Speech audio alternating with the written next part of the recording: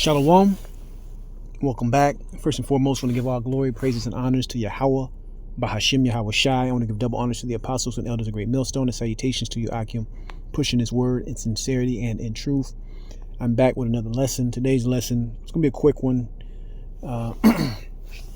Just from a brief conversation I had at the job, this guy came up to me and was mentioning something about Elon Musk.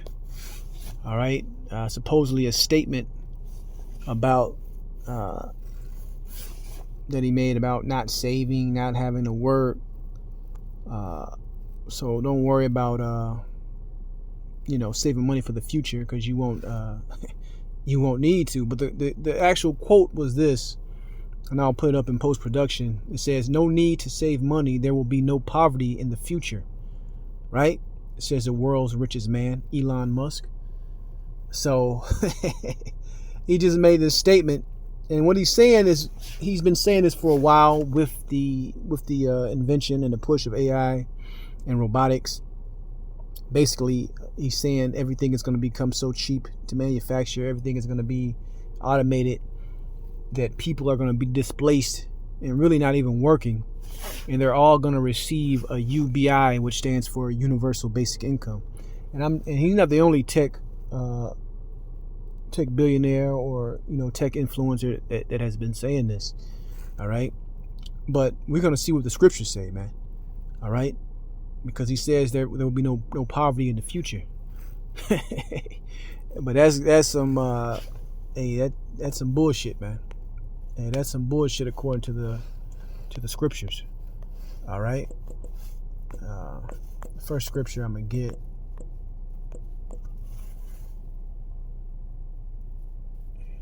is Mark 14:7, and this is Yahweh Shai, whom the world ignorantly calls Jesus Christ. This is him speaking. It says, "For ye have the poor with you always, and whatsoever ye will, ye may do them good, but me ye have not always." Right? So the poor is going to always be here, man. Even when they bring out the new system, which is going to be the mark of the beast system, you're going to have people over that system, which are going to be the elites, and everybody that's going to be getting this UBI, all right, is going to be basically the poor, man, because it's just going to be just enough for you to stay in control and not riot. But that's not even going to last, because you actually are going to riot. You actually are going to go against the government, and all these things are written because there's going to be lack. So his statement about being no poverty in the future is some BS, man, and he knows it, man. These people that own all this, these assets and have all this money, they're not benevolent, man.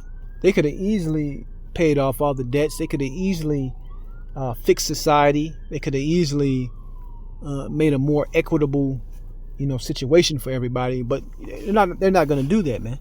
It's just not in their DNA to do that, man. Right? So we're going to jump into the book of 2nd Ezra chapter 15. We're going to start at 16 and read a couple verses. It says, "For there shall be sedition among men, and invading one another. They shall not regard their kings nor princes, and the course of their actions shall stand in their power." So you're going to have sedition. You're going to have civil war. You're going to have riots, right? So if there will be no poverty in the future, these things shouldn't be coming to pass in the future. All right, everything should be good. Everybody shouldn't be in need. You see, it says, "A man shall desire to go into a city and shall not be able. For because of their pride, the city shall be troubled, the houses shall be destroyed, and man shall be afraid. A man shall have no pity upon his neighbor, but shall destroy their houses with the sword," right? With weapons, modern day weapon is a gun, "and spoil their goods because of lack of bread, and for great tribulation." So you wouldn't have to go into your neighbor's house to take what your neighbor has, is if everybody has something. If everybody isn't, worrying about poverty or being poor or lacking resources. So this statement he just recently made, I even heard somebody on the news, a news broadcast talking about it. No need to save money. There will be no poverty. It's a bold statement, but it's a bullshit statement, man. And these are the dreams, that these people want to sell you, because depending on how long Yahweh Shem Yahushua allows this man to, or how, basically let's say it like this, how much of his beast system gets into play, or is allowed to get into play, he's gonna try to implement this thing, but it's not going to work, man. Like I said, it's not going to work, and the scriptures say it's not going to work. All right, poverty, poor, lack, desperation, all those things are going to be in play in these end days, man. All right, so all these promises is nonsense, and we go over this a lot about especially in Second Esdras, that we're going to be entering into some wild and crazy times, some real wild and crazy times. So it's best to, as they say, keep your head on the swivel and stay prayed up, because and even the guy at work, he's like, yeah, it doesn't even sound right to him, and this, he could see right through what these people are saying, because actually the elites, when you get to the highest, the highest of the elites, the plan is to get rid of a majority of the people on the earth, right? So once they try to set up their system to where it can sustain itself, right? Because they got these robots that are advanced, man. I saw some